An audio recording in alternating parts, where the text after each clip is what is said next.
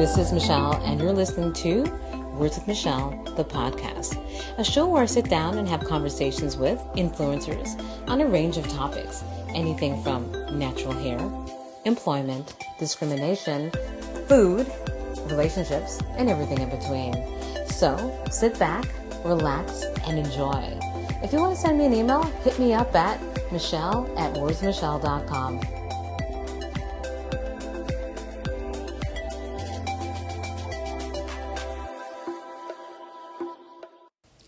Thanks for tuning into episode 26 of Words with Michelle, the podcast. We are officially a month into reopening of the city, well, Toronto to be exact. We were on lockdown for what seemed like an eternity. Most businesses weren't open, like hair salons, gyms, malls, restaurants for indoor dining. Life as we knew it was at a standstill. But I gotta be real, I wasn't too bothered being in lockdown. I actually needed the time to reflect and heal, so my lockdown experience is a bit different from most people's experience. Don't get it twisted, I was starting to feel lonely and isolated and stir-crazy about 2 months ago. I did speak with a friend, Amani, who is a playwright, poet, arts educator, and she shared with me what life was like for her being in lockdown for 15 months. Thanks for being a part of the show, Amani. So I started the episode asking her how she dealt with being in lockdown for 15 months. Let's listen to her experience. How did you deal with the 15 months of lockdowns? The lockdown was a hard one for me, for sure. I think mostly because I felt two different types of isolation. One, because I'd had a concussion the year before, and I was still dealing with post-concussion syndrome in March 2020. So I had actually canceled a trip, my dream trip to Cartagena, Colombia, because of my concussion, realizing that it probably wouldn't be a good idea to go to another country in case I had symptoms. So I made that decision, and then COVID happened. And I had also decided that, okay, I'm not going to go to Cartagena, but I can go to Atlanta and be with my friends, because that's a more kind of neutral, comfortable environment. So I had bought another ticket to Atlanta for the week of March 13th when COVID happened. And then that trip was canceled. I also had a trip booked to Trinidad for April that I'd booked also earlier in February. I go to see my dad every year at Christmas, and I couldn't go because of the concussion. So it's like, I'm going to go in April because my contract was supposed to end. And again, COVID happened, so that was canceled. So when I think about the lockdown, a few other things come into play. Like, one, I was still dealing with post-concussion symptoms. Two, my dad ended up getting sick, and it wasn't with COVID, but he ended up getting sick, and he hasn't been well. And that's, and then he passed away. And so that was also difficult because I had the ticket booked to go. And then COVID, like, there was no choice. You still couldn't go on the trip. Everything was shut down. So that was definitely a difficult thing for me. And I think what made it even more difficult is that with COVID, you were so isolated. A lot of the trips I take are to see my friends, my fam, to see my peeps, and I couldn't go on any of those. So I was just kind of left here with my grief. Coupled with that was, like, the killing of George Floyd, and so many other things were going on with, like, anti-Black racism on the news. So with grief, with everything, I couldn't even watch the news. So I feel like when all of this is happening, it's kind of like it was a bit of a surreal experience for me and I don't even think I understood, like, really what COVID meant. I was doing everything. I made homemade masks. I'm a germaphobe anyway, so washing my hands, none of those things were a big deal. My job was remote at the time. I was like, oh, thank God. So I was working from home. And so I don't even think the whole thing about the shutdown, to be honest, really hit me till the summer and of last year. And that was just when I think I went to just pick up some food. It was just when I started to venture out of my apartment, because I just went to my grocery store and Shoppers, like many of us, we just got our essentials.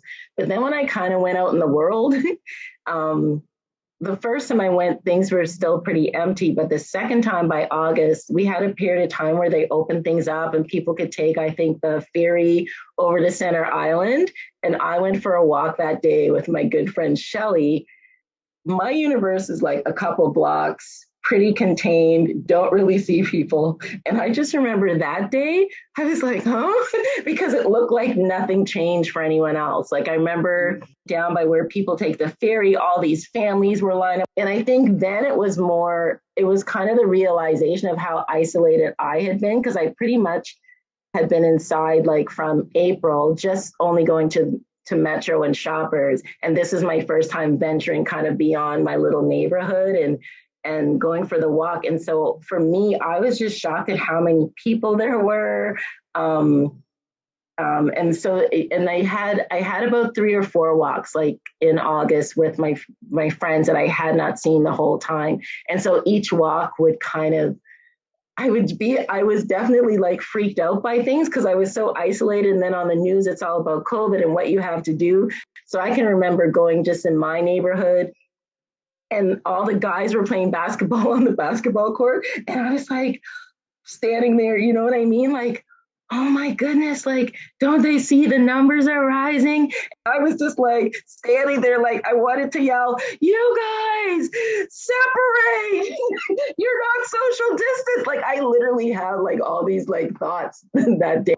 But you know what? Part of it for me throughout this, even in the isolation or being afraid, because you are kind of like, you don't want to get sick. I still also had to say to myself, but you still have to live. You know what I mean? So when we were in the distillery, I was with one of my coworkers and, you know, we went into a couple stores and we went into the art gallery there. We'd never been on a patio. We didn't want to do that, but they had one that was really empty and we were just tired from walking around. So we just went there and ordered, like she ordered tea, I ordered ginger ale. And we just sat there. But for both of us, that was our only patio experience last summer. You know what I mean? And it was just really because we were tired and there was nobody there. But all the other restaurants and stuff were full of people. So it was, you know, I just feel like it's like a strange time of everybody's calling it the new normal, but like, I don't think there's anything normal about this, right? But also that just, you know, a lot of the things that I've done during COVID have also been about facing my fears and anxiety from being alone for so long. So like taking the subway, taking the bus, going for the walks were things that were helping me just try to do some things that resembled what my life was before, you know? So it's definitely been and continues to be difficult. And I the one thing that also stands out is just how different we're all so different with this. You know, I've had my medical appointments. I've been to the doctor. I've had blood work done. I have friends that didn't do anything like that. I have one friend who she's only ordered her groceries. She doesn't go to the grocery store.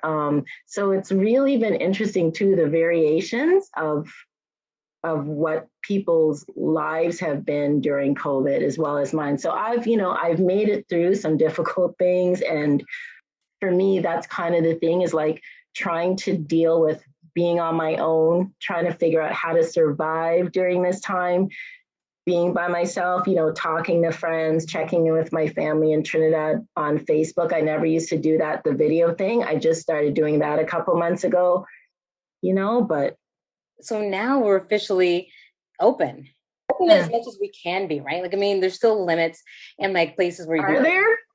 Yeah, there is. Like, because the movie theater, I don't think it's 100%. You can't. Okay. Well, I think there's no limit in Costco. I'll tell you that. Like, how do you feel about everything opening up? Is it opening you know what? Like, it's the way I describe how I feel during this time is like I am in a post-apocalyptic movie by myself, observing the rest of the world, right? So I'm looking at people in the States, you know, in Atlanta never really shut down. There are places that never really shut down. So the things that my friends are doing there are things I can't even begin to think about, right? And then like what? We finally, well, just everything. Like last year, you know, her kids are in soccer, so she and karate, and she was taking them to soccer and karate, and I was on the phone having like heart palpitations because I'd been so alone, right? So Yeah. it's very different how things were happening over there. And then here, um, when we finally opened, not much has changed. I finally got to see one of my good friends I saw last year. We went to brunch at Hot House. Um, but it was pretty empty inside because everybody's eating in the patio. But we actually wanted to go inside. We're strange. I'm strange like that. But we wanted to go inside and eat. So it was just kind of cool to go back into one of my favorite restaurants. Okay, and then me and my friend were both double vaxxed too. So maybe that's it. Okay. I also had a COVID test because I was going to meet her just because I had bronchitis and I wasn't sure. I just want to make sure I was okay. And I'm vaccinated. But I do feel that responsibility. So I think it just has to do also with being vaccinated and just feeling a bit more comfortable. I know everybody has different views on this as well. But the other thing that's strange about the reopening too is that I went to Costco before everything was before they had the final stage of our lockdown, because we'd be having them stages, and I've been there before, about a month before, when there was still some protocols in place. So I wasn't ready for Costco. I'm going to tell you, like, the parking lot was completely full, so I knew that was a sign, but I still didn't get it until I went inside, and it was every man and woman for themselves. Like, people were crazy. There were no carts, and I was the first one in there. When the guy came with the carts, people just came and like they went to like, it was like the stuff. I don't know. It was like I was like, what is happening? I just stepped back. You know what I mean? Like, I just let those people grab those carts and waited for the next set because they were. It was just kind of crazy, and inside, because people, when you're doing groceries or whatever, and then you have that fear that somebody's going to run over your heel. That's Yeah. how people were. They were coming at you like left, right, center, front, back. Like, I was sweating. I wasn't ready. Like, and even my friend was like, "Oh my goodness!" Like, I had been there before when there were protocols in place, and we weren't fully open, so that was kind of crazy. But so that's the only thing I've done so far. I am seeing the boat cruises, the parties for Caravana, or the festival formerly known as Caravana, or the Toronto Carnival Festival, or whichever it's called now. But I won't be going to any of those. I will say I can't pronounce his last name properly, so if you know it, but Ian, what I like is he sent out an email, and in it he has like COVID protocols in it. I haven't really seen that with other promoters. I see that they're having these events. I just know for me, even though I might not be ready to do something now, I would love to see, like, appreciate it, seeing like, oh, COVID protocols will be in place. You will be screened. You know what? We're having a party, but only 200 people can come to the party. He did a really good thing when he sent an email. He really explained everything. So that's something I would love to see more of. But I'm not ready to like go to a festival or be around tons of people yet. But I'm working through my stuff. I booked a flight.